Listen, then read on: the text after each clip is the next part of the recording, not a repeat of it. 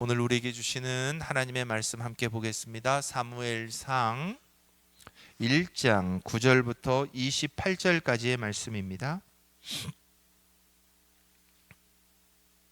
사무엘상 1장 9절부터 28절까지의 말씀, 조금 길지만 우리 다 함께 한 목소리로 같이 읽어보도록 하겠습니다. 살아계신 하나님의 말씀입니다. 그들이 실로에서 먹고 마신 후에 한나가 일어나니 그때 제사장 엘리는 여호와의 전 문설주 곁 의자에 앉아 있었더라. 한나가 마음이 괴로워서 여호와께 기도하고 통곡하며 서원하여 이르되, 만군의 여호와여, 만일 주의 여종의 고통을 돌보시고 나를 기억하사 주의 여종을 잊지 아니하시고 주의 여종에게 아들을 주시면 내가 그의 평생에 그를 여호와께 드리고 삭도를 그의 머리에 대지 아니하겠나이다. 그가 여호와 앞에 오래 기도하는 동안에 엘리가 그의 입을 주목한즉 한나가 속으로 말하매 입술만 움직이고 음성은 들리지 아니하므로 엘리는 그가 취한 줄로 생각한지라. 엘리가 그에게 이르되, 내가 언제까지 취하여 있겠느냐? 포도주를 끊으라 하니 한나가 대답하여 이르되, 내 주여, 그렇지 아니하니이다. 나는 마음이 슬픈 여자라 포도주나 독주를 마신 것이 아니요 여호와 앞에 내 심정을 통한 것뿐이오니 당신의 여종을 악한 여자로 여기지 마옵소서. 내가 지금까지 말한 것은 나의 원통함과 격분됨이 많기 때문이니이다 하는지라. 엘리가 대답하여 이르되, 평안히 가라. 이스라엘의 하나님이 내가 기도하여 구한 것을 허락하시기를 원하노라 하니 이르되, 당신의 여종이 당신께 은혜 입기를 원하나이다 하고 가서 먹고 얼굴에 다시는 근심빛이 없더라. 그들이 아침에 일찍 일어나 여호와 앞에 경배하고 돌아가 라마의 자기 집에 이르니라. 엘가나가 그의 아내 한나와 동침하매 여호와께서 그를 생각하신지라. 한나가 임신하고 때가 이름에 아들을 낳아 사무엘이라 이름하였으니 이는 내가 여호와께 그를 구하였다 함이더라. 그 사람 엘가나와 그의 온 집이 여호와께 매년 제와 서원제를 드리러 올라갈 때에 오직 한나는 올라가지 아니하고 그의 남편에게 이르되, 아이를 젖대거든 내가 그를 데리고 가서 여호와 앞에 뵙게 하고 거기에 영원히 있게 하리이다 하니 그의 남편 엘가나가 그에게 이르되, 그대의 소견에 좋은 대로 하여 그를 젖대기까지 기다리라. 오직 여호와께서 그의 말씀대로 이루시기를 원하노라 하니라. 이에 그 여자가 그의 아들을 양육하며 그가 젖대기까지 기다리다가 젖을 뗀 후에 그를 데리고 올라갈새 숫소 3마리와 밀가루 한 에바와 포도주 한 가죽 부대를 가지고 실로 여호와의 집에 나아갔는데 아이가 어리더라. 그들이 숫소를 잡고 아이를 데리고 엘리에게 가서 한나가 이르되, 내 주여, 당신의 사심으로 맹세하나이다. 나는 여기서 내 주 당신 곁에 서서 여호와께 기도하던 여자라. 이 아이를 위하여 내가 기도하였더니 내가 구하여 기도한 바를 여호와께서 내게 허락하신지라. 그러므로 나도 그를 여호와께 드리되 그의 평생을 여호와께 드리나이다 하고 그가 거기서 여호와께 경배하니라. 아멘. 오늘 설교 제목은 눈물로 맡기면 하나님이 책임지십니다 라는 제목입니다. 한번 따라서 해볼까요? 눈물로 맡기면 하나님이 책임지십니다. 자, 한 엄마가 아이를 키우는데 너무너무 힘들더랍니다. 다들 자녀들을 키우면서 이런 순간들을 한 번씩은 다 경험해 보셨을 줄로 믿습니다. 그러면 그때 우리에게 드는 생각이 하나씩은 있습니다. 하나님은 우리에게 선물로 약속의 자녀를 주시는 것은 참 행복한 일인데 기왕에 선물을 주실 거면 이 자녀를 어떻게 키워야 되는지 설명서도 좀 붙여서 주시면 참 좋지 않았을까. 그렇다면 그 설명서대로 우리가 우리의 자녀를 조금 더 수월하게 하나님의 뜻대로 잘 키울 수 있지 않을까라고 하는 생각을 해보게 됩니다. 그래서 그 엄마가 하나님께 하소연을 했답니다. 하나님, 이렇게 귀한 자녀를 내게 주셨는데 왜 설명서를 안 주십니까?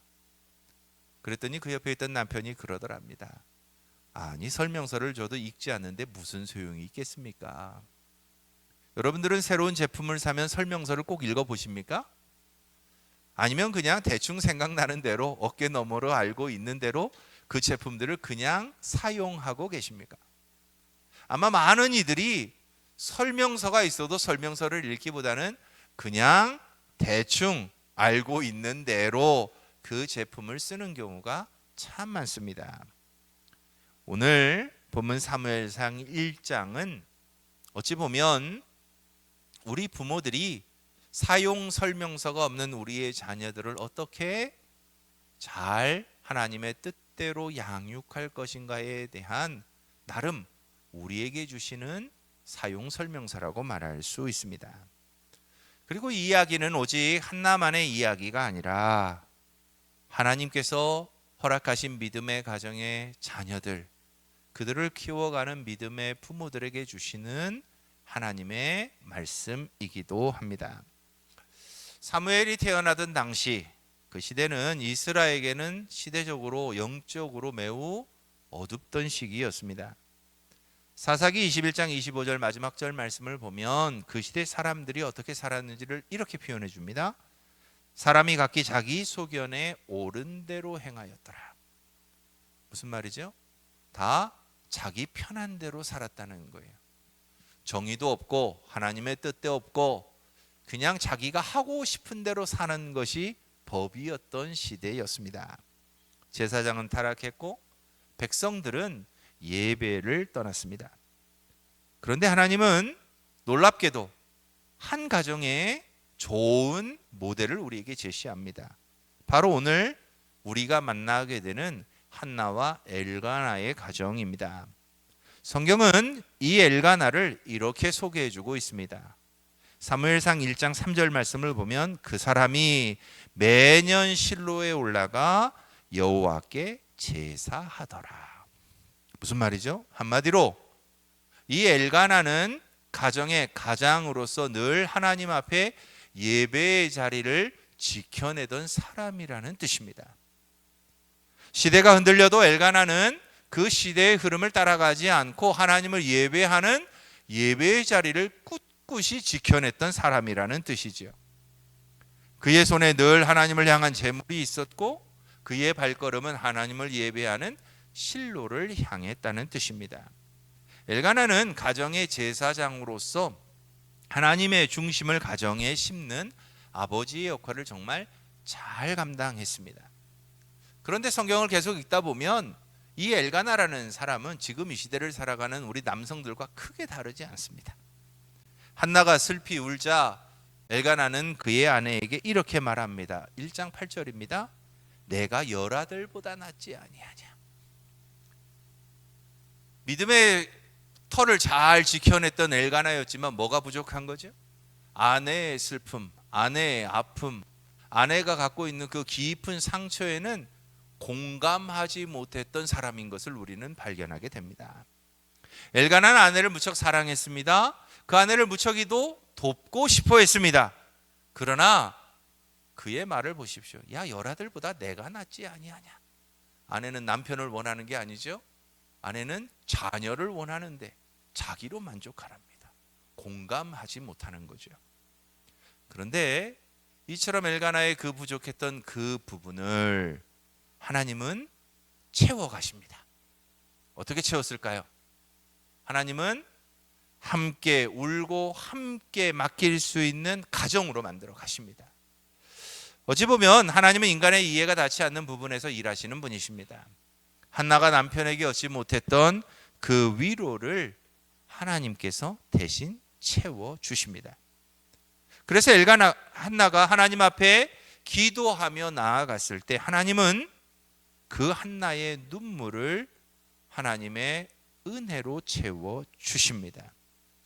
히브리어로 엘가나라고 하는 이 남편의 이름은 사실 하나님께 얻어진 자 혹은 하나님께 속한 자라고 하는 뜻을 갖고 있습니다. 굉장히 경건했던 사람입니다.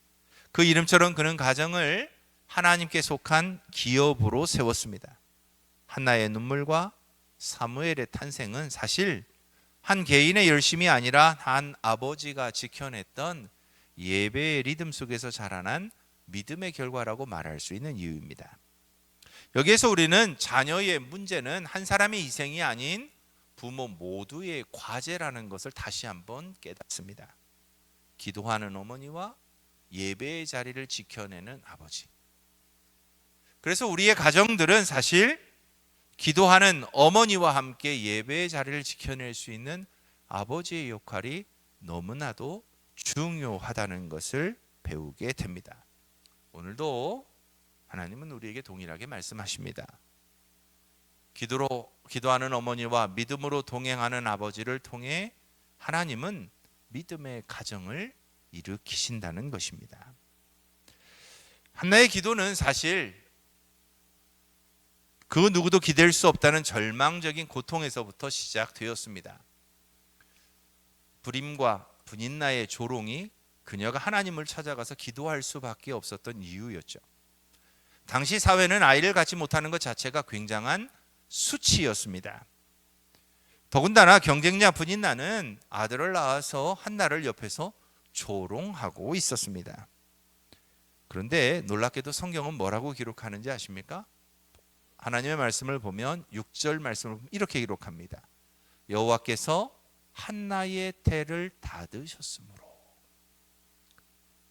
그러니까 한나가 아이를 낳지 못하는 것은 자연적인 현상도 아니었고 일반적인 현상도 아니었고 하나님의 특별한 계획과 목적이 있었다는 뜻입니다.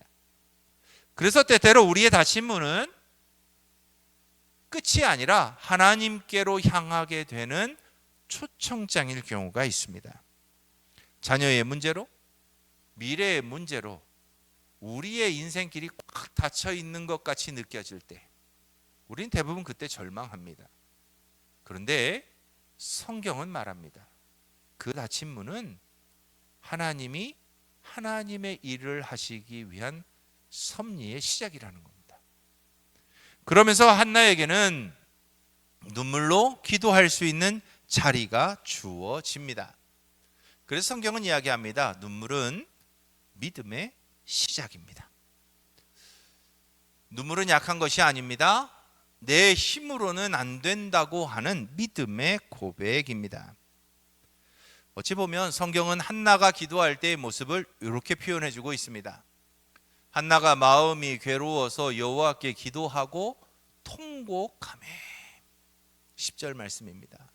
여기서 말하는 통곡은 마음이 부서지는 울음입니다. 그냥 참고 견디고 견디다 못해서 한꺼번에 폭발하듯이 터지는 울음. 그것을 성경은 통곡이라고 말합니다. 그런데 한나는 하나님 앞에 섰을 때 그렇게 통곡하며 기도합니다. 한나가 믿음이 없어서 이렇게 통곡했을까요? 그렇지 않습니다.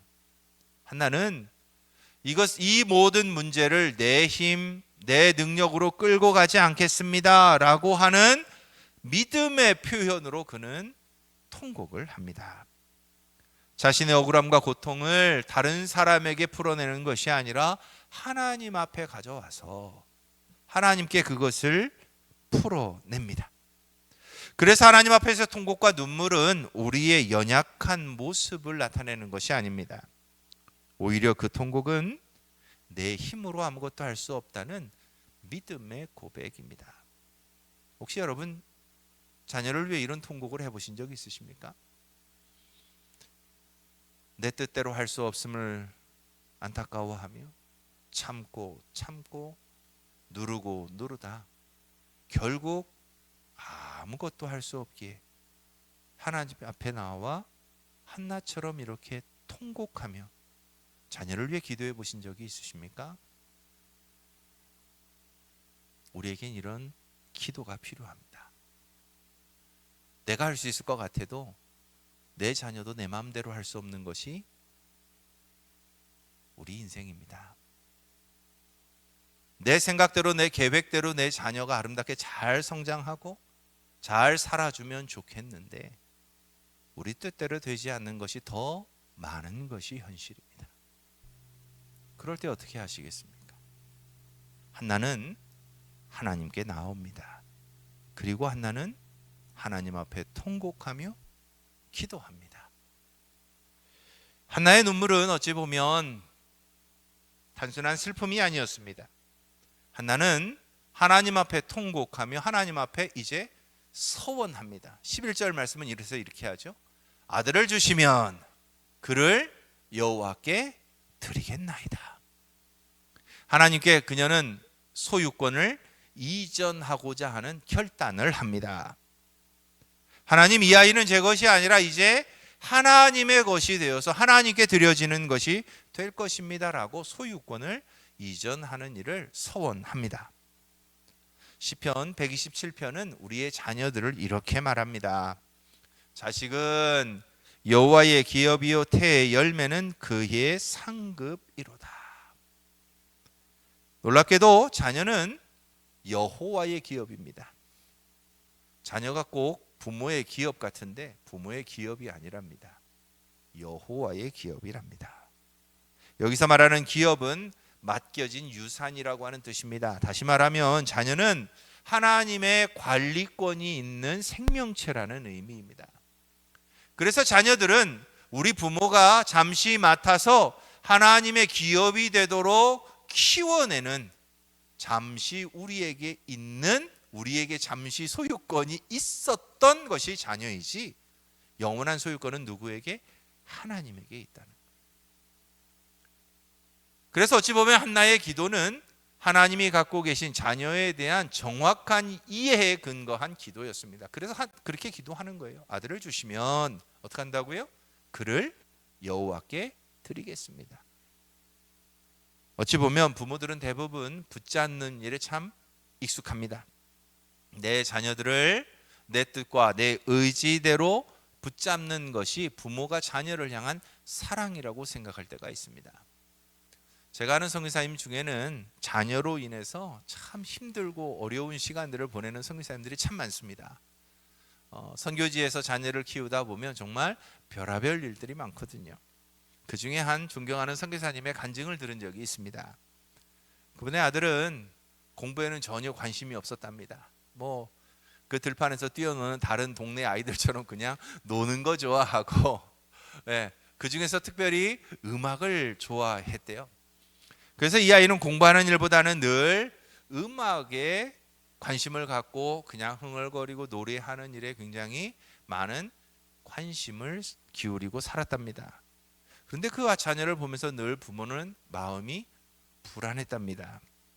그러면서 부모는 하나님, 내가 이 자녀를 조금 더 하나님의 나라와 영광을 위해서 좀 쓰임 받을 만한 거룩한 또 준비된 인물로 한번 키워보겠습니다 하면서 늘 기도했고, 또 그 자녀를 아주 정말 열심을 다해서 가르치려고 애를 쓰셨대요.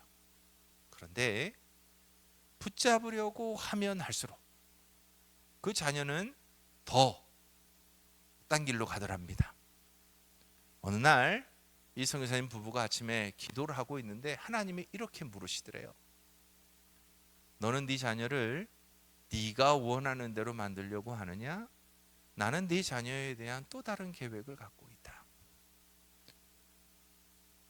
그 말을 딱 듣는 순간 그 자리에서 이 선교사님 부부가 자신들이 해왔던 모든 것들을 돌아보며 회개했답니다. 그리고 나서 기도가 바뀌었대요. 이제는 하나님, 내 것이 아니라 하나님의 것이오니 하나님이 만들어 주십시오. 부모의 통제를 내려놓는 바로 그 순간 하나님이 일하기 시작하시더랍니다. 놀랍게도 그 자녀는 신학을 공부하고 지금은 찬양 사역자로 또 목회자가 되어서 하나님의 나라를 잘 섬기는 목사가 되었답니다. 사랑하는 부모 여러분, 어찌 보면 우리도 마찬가지입니다. 부모가 자녀를 향한 통제를 내려놓는 그 순간부터 우리 하나님은 일하기 시작하십니다. 그래서 우리의 자녀는 내가 책임지는 존재가 아니라 하나님이 책임지는 존재가 되게 해야 합니다. 우리의 자녀는 내가 키워가는 게 아니라 하나님께 맡김으로 포기가 아닌 하나님을 신뢰하는 믿음으로 우리의 자녀들을 양육해 갈 수 있어야 합니다. 이것이 바로 한나가 보여주고 있는 서원의 의미입니다. 자녀를 간구하며 서원하며 기도하는 한나의 모습을 바라보던 엘리 제사장은 그녀에게 말합니다. 1장 17절은 이렇게 이야기합니다. 평안히 가라. 이스라엘의 하나님이 내 기도를 허락하시기를 원하노라. 상황은 아무것도 바뀌지 않았습니다. 여전히 아이는 없었고 여전히 자기를 향한 조롱과 또 여전히 불임이라고 하는 그 수치는 씻어낼 수 없는 그녀의 현실이었습니다. 그런데 놀랍게도 18절 말씀은 뭐라고 표현하느냐 하면 이렇게 표현합니다. 가서 먹고 얼굴에 다시는 근심빛이 없더라. 똑같은 조롱과 똑같은 현실이었지만 그녀는 더 이상 근심빛이 없는 삶을 살게 됩니다. 근심이 그녀에게 평안으로 바뀌었음을 말해 줍니다. 어찌 보면 근심이 이렇게 평안으로 바뀌었다라고 하는 이것을 우리가 조금 더 실감할 수 있는 우리의 삶의 예로 말하자면 이런 것 같습니다. 예전 같으면 속상하고 가슴 아프고 이래서 밥 한 숟가락 목구멍으로 넘기기가 힘들었는데 이제 밥이 넘어가는 거죠. 그럼 평안해진 거예요. 매일 한숨만 나오던 그 입술에 자녀를 생각하며 감사합니다 라고 말할 수 있으면 근심과 염려가 뭘로 바뀐 거죠? 평안으로 바뀐 거예요. 이제는 매일 눈물을 흘리며 아이고 하나님 왜 내게 이런 어려움만 주십니까? 라고 했던 우리의 기도가 바뀌어서 주님 감사합니다. 주님 알겠습니다. 주님 뜻대로 하십시오 라고 기도할 수 있으면 이처럼 근심 가운데 살던 사람이 하나님이 주시는 평안을 누리게 된 것이죠. 한나도 똑같았습니다. 성전에서 내려가 그의 집에 들어가 한나가 제일 먼저 했던 일이 뭐죠? 울음을 그치고 음식을 먹는 일이었어요. 그리고 자기의 그 마음과 삶에 뭐가 넘치는 거죠? 하나님이 주시는 평안이 넘치는 일이었습니다. 그래서 어찌 보면 환경이 아닌 그녀의 마음 상태가 변화되는 기적이 일어납니다. 또 하나님이 일하고 계시다고 하는 확신이 그녀를 주장하니 그녀의 마음이 기뻐지고 현실은 그대로지만 마음이 고요해지는 경험을 그녀는 하게 됩니다. 이것이 바로 응답 이전에 하나님이 주시는 평안함입니다. 그렇습니다. 우리도 우리의 자녀를 위해서 기도하다 보면 이런 경험들을 하게 됩니다. 하나님의 선하신 방식이 있기 때문이죠. 하나님은요, 우리의 편의가 아니라 우리의 영혼의 유익을 위해서 일하십니다. 우리는 기도할 때 우리의 편의대로 해달라고 기도합니다. 하나님, 내가 생각한 대로, 내가 눈에 보고 확신할 수 있는 대로, 또 내가 좀 편안하게 생각할 수 있을 만한 방식으로 일해 주십시오 라고 말합니다. 그런데 우리 하나님은 절대 우리의 편의를 따라 일하시지 않습니다.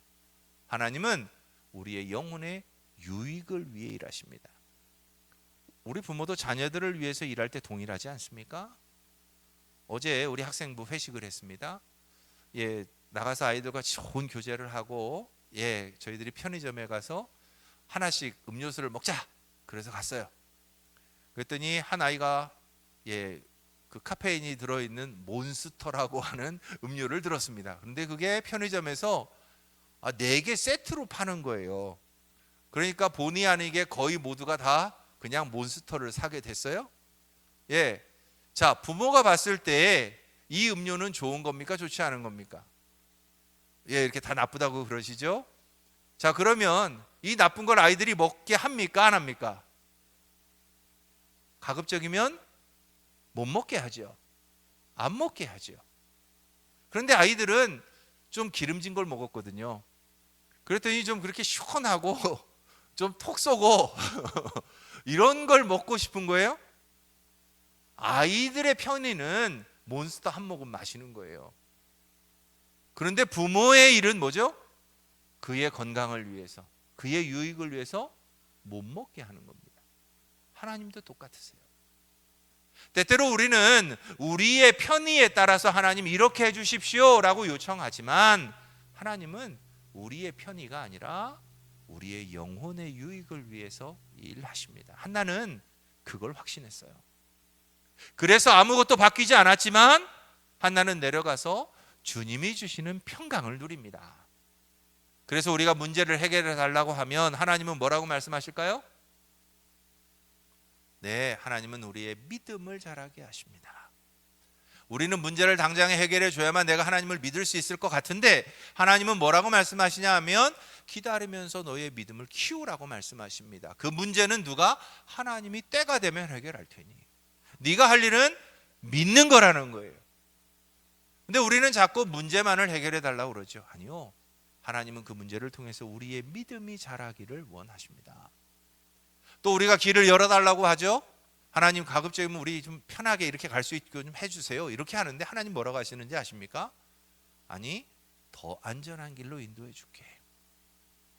그 길이 때로는 우리가 생각할 때 돌아가는 길 같고, 그 길이 내가 생각하는 길이 아닌 다른 방향 같지만, 하나님은 그 길이 더 안전한 길이라고 우리에게 말씀하신다는 거예요. 이것이 하나님이 행하시는 하나님만의 선하신 방식입니다. 한나는 이걸 확신합니다. 그러니 그녀의 삶에 그녀는 평안을 누리는 거죠.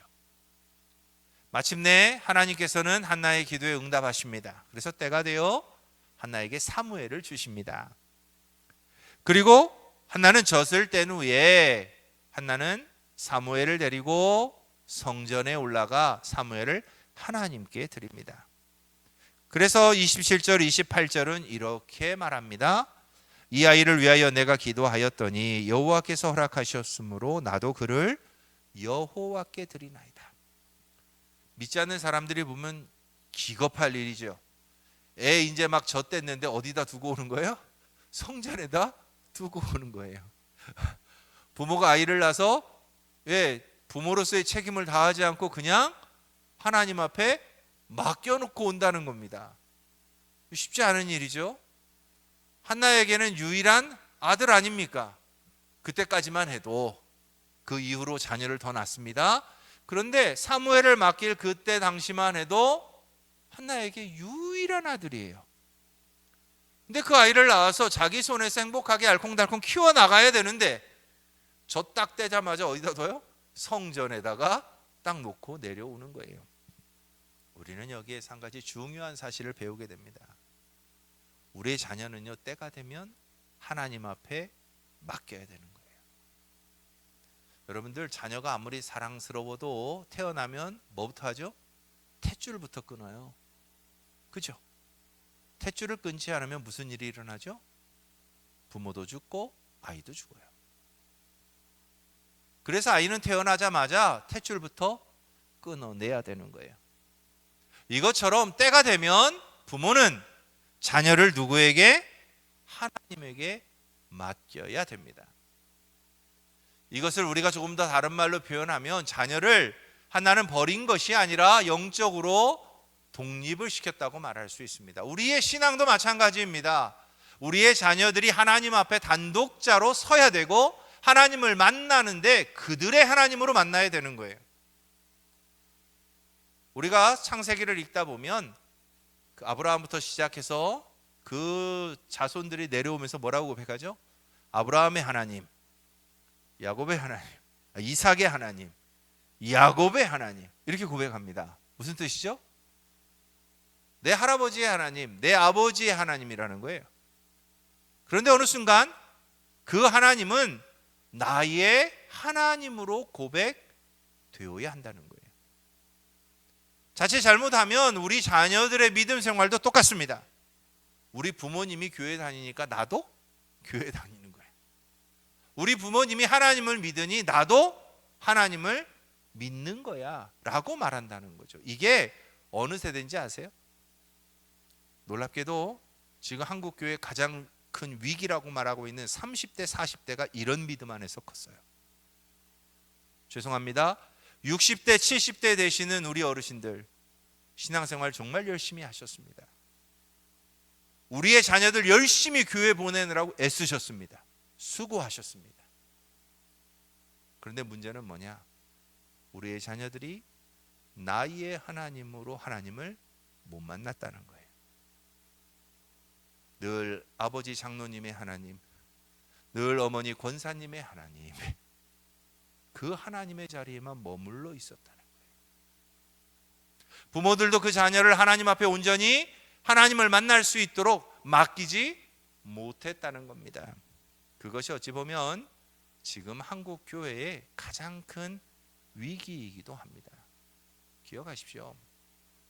우린 때가 되면 통제 대신 하나님의 직접적인 인도하심을 우리의 자녀들이 받을 수 있도록 하나님께 맡기는 일이 필요합니다. 부모의 통제는 잠시 잠깐 그들에게 안정감을 줄 수 있습니다. 그러나 맡김의 믿음은 자녀에게 일평생 하나님의 인도하심을 불러옵니다. 한나의 그 무릎은 시대를 바꾸는 무릎이 되었습니다. 왜요? 하나님의 평생의 보호를 받는 자녀가 바로 사무엘이 되었기 때문입니다. 성경은 이렇게 기록합니다. 사무엘이 자라매 여호와께서 그와 함께 계시니라. 부모는 그와 함께 영원히 할 수 없지만 사무엘이 자라매 하나님이 그와 함께 계셨다고 표현합니다. 기도하는 부모의 눈물은 결코 헛되지 않습니다. 오늘부터라도 자녀들을 하나님께 철저하게 맡기십시오. 제가 앞서 드렸던 기도의 제목들처럼 우리의 자녀들이 하나님을 인격적으로 자기의 하나님으로 만날 수 있도록 기도하십시오. 내가 평생 믿음의 길을 걸어왔던 것처럼 우리의 자녀들도 하나님을 인격적으로 만나고 믿음의 길을 계속해서 걸어갈 수 있도록 기도하십시오. 그것이 우리가 하나님 앞에 우리의 자녀들에게 남겨줄 기도의 유산입니다. 이 기도가 있을 때 하나님은 맡겨진 그 자녀들을 하나님의 뜻대로 사용하십니다. 그래서 놀라운 역사를 이루어 가십니다. 이제는 우리가 무릎 꿇을 때입니다. 기억하십시오. 그래서 우리가 기도로 해야 합니다. 평안을, 불안을 기도로 바꾸십시오. 염려는 내가 짐을 지는 것이고 기도는 하나님께 넘기는 일입니다. 염려보단 기도를 택하십시오. 하나님의 시간표를 신뢰하십시오. 비교를 멈추고 하나님의 시간표를 신뢰하며 하나님의 시계는 결코 느리지 않다는 걸 확신하십시오. 때때로 우리가 볼 때는 좀 느린 것 같아도 그 길이 안전한 길이고, 우리가 볼 때는 좀 더딘 것 같아도 그것이 그 아이의 믿음을 성장시켜서 하나님을 온전히 붙들게 하는 하나님의 계획입니다. 이것을 우리가 신뢰할 필요가 있습니다. 마지막으로 위탁을 선택하십시오. 부모는 평생 자녀의 길을 준비해 줄 수 없습니다. 부자는 망해도 3대를 간다고 그러죠. 3대 뒤에는 없잖아요. 예. 그러나 하나님이 함께 하시면 1000대까지 이어집니다. 영원합니다. 그래서 부모는 자녀를 하나님께 위탁해야 합니다. 그럴 때 하나님은 그들을 책임져 주십니다. 그래서 말합니다. 눈물로 맡기면 하나님은 반드시 책임져 주십니다. 이런 마음으로 우리가 기도했으면 좋겠습니다. 우리의 자녀를 위해, 우리 교회 다음 세대를 위해. 이제 아마 다음 주에 오시면 그 자리마다 우리 학생부 아이들과 교회학교 어린이들의 사진과 기도 제목이 붙어 있을 거예요. 보시면서 기도해 주십시오. 1분이라도 그들의 제목을 읽고 그들을 축복하며 기도하실 때 우리의 그 눈물의 기도가 하나님의 응답을 우리에게 가져올 것입니다. 한나의 눈물의 기도가 이스라엘의 영적 부흥을 가져왔던 것처럼 우리의 기도는 이 시대 우리 교회와 한국 교회와 우리의 가정에 영적 부흥을 가져오게 될 것입니다. 기도하는 부모님들이 되셔서 하나님의 은혜를 이 땅 가운데 온전히 흘려보낼 수 있는 우리들 모두가 되기를 주님의 이름으로 축원합니다. 우리 함께 기도합니다. 하나님 감사합니다.